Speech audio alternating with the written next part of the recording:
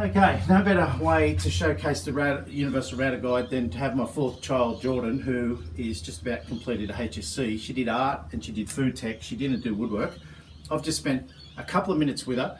I've shown her how to hold the router and the fact that when she turns the router on, it's going to produce torque.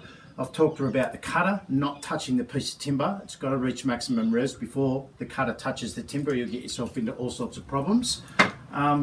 That's what she's going to machine up. She's going to machine up a 12mm groove right the way through a 35mm piece of timber. The stops are all set up so that she doesn't overshoot or undershoot on the router. So off you go, Jordan.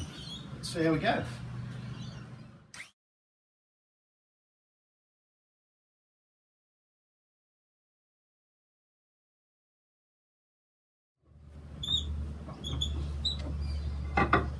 Okay, so that's a 35mm piece of timber that Jordan's just cut all the way through. First time she's ever used the router.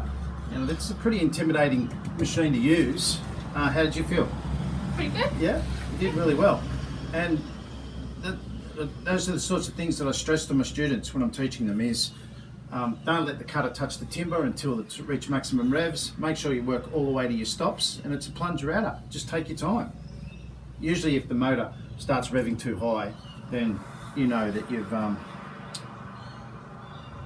cutting too deep. Yeah, well done, Jordan. Thank you.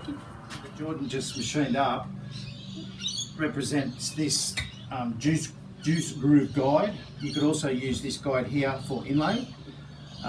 So these 10mm, I think they're called thumb bolts, go through the 12mm groove, and you put your chopping board in, and obviously not this router, but the router will cut a juice groove.